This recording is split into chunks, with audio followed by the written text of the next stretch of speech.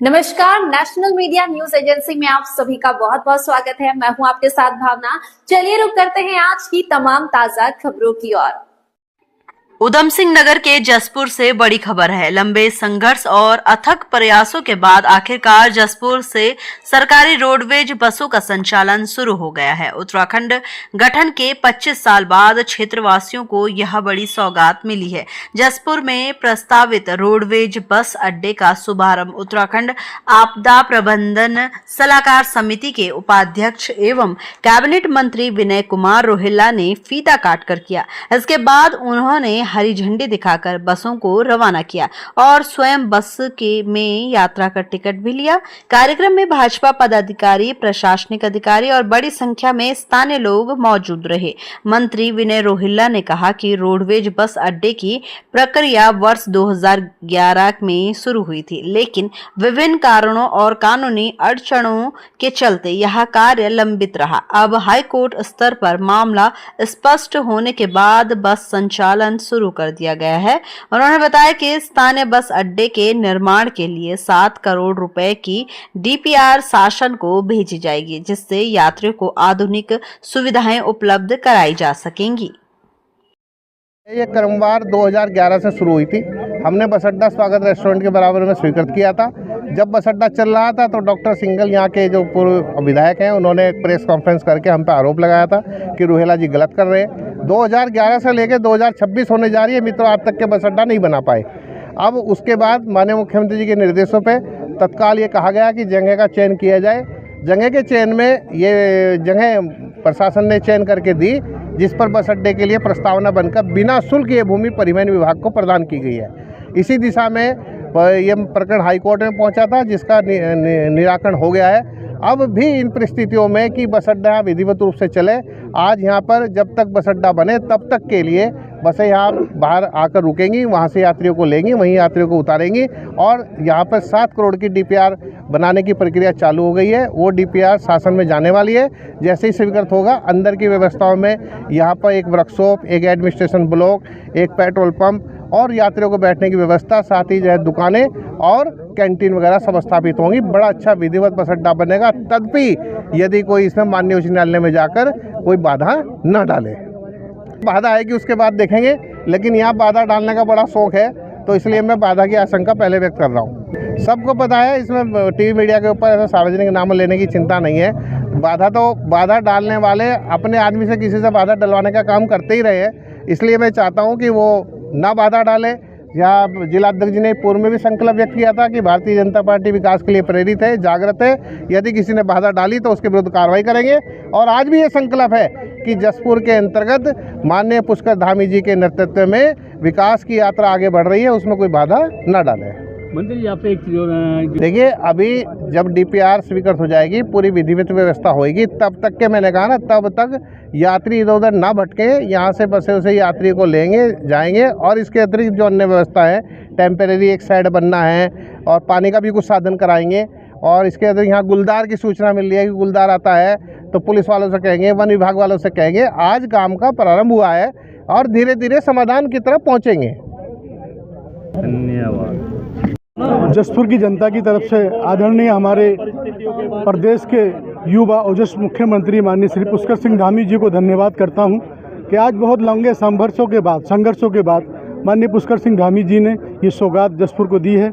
और आज जसपुर की जनता बहुत खुश है कि ये बस अड्डा अब जसपुर की आवाम के लिए, जसपुर की जनता के लिए, सुविधा के लिए खुला है।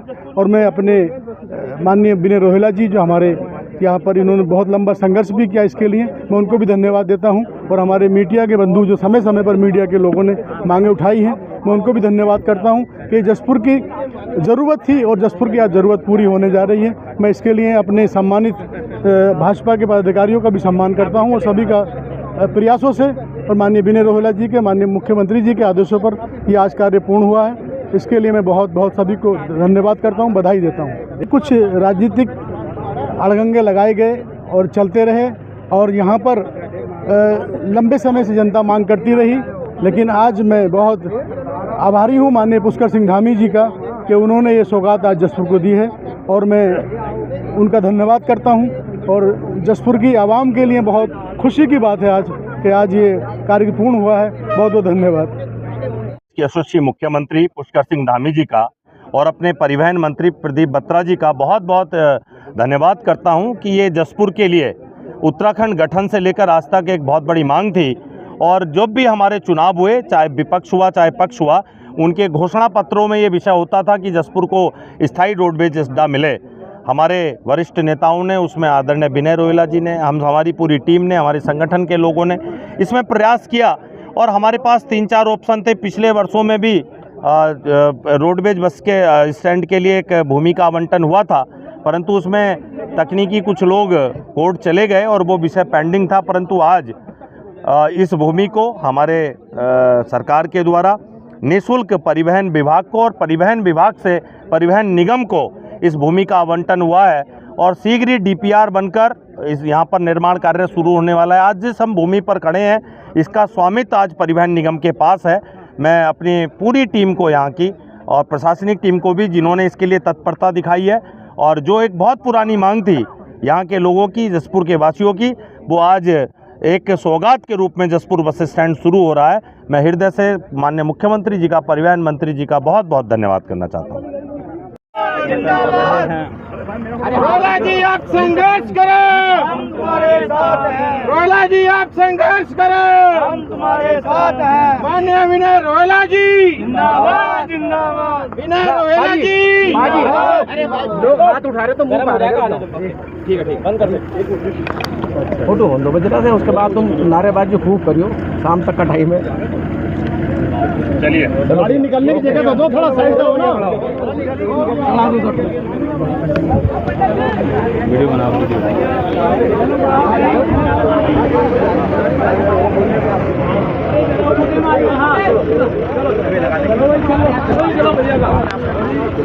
गाड़ी लाओ आगे।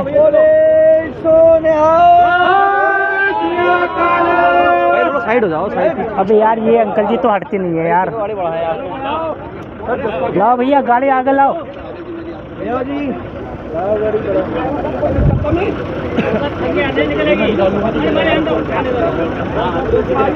हल्की से बढ़ा ला मैं आगे।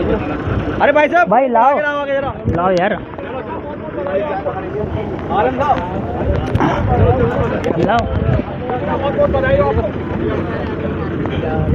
लाओ लाओ गाड़ी।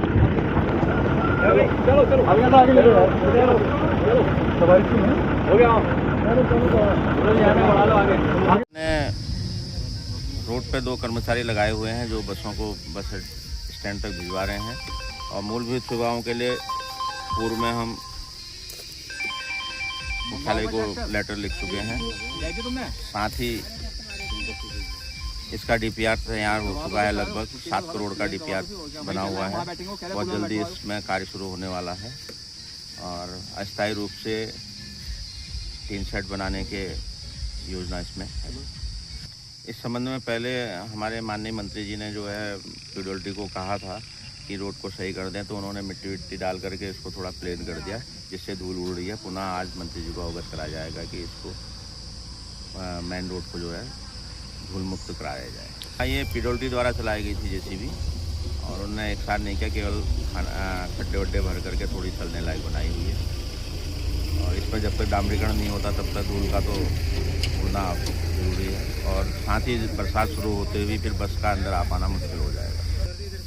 ये जो जगह है इसको मैं भरान करके समतल करना बहुत ज़रूरी है, ताकि बसें आराम से आ जाएं, और किसी भी यात्री को जो खेत में ये मेड़ वेड़ बनी हुई हैं इस पर उलझे ना, समतल करना बहुत ज़रूरी है, भरान करना ज़रूरी है। हाल में ये जसपुर की जनता के लिए एक बहुत बड़ा गिफ्ट है एक तरफ सरकार की तरफ से, और 25 साल से ये सपना साकार हुआ है। इसका श्रेय मैं माननीय आपदा मंत्री श्री रोहेला जी को दूंगा। उनके अथक प्रयास से आज जनता का जो स्वप्न साकार हुआ है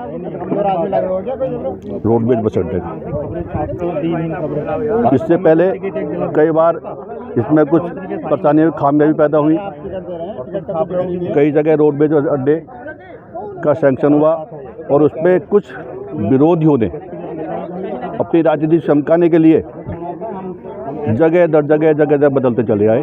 लेकिन आज हम सबके लिए एक गौरव का विषय है, जसपुर के लिए नहीं क्षेत्र के लिए गर्व का विषय है कि रोडवेज बस अड्डा आज हमारा तैयार हुआ है और बसों का आवागमन शुरू हो गया। सबसे बड़ी बात तो यही है, जनता परेशान थी कि रोडवेज बस अड्डा नहीं है, कहाँ जाएं कैसे करें।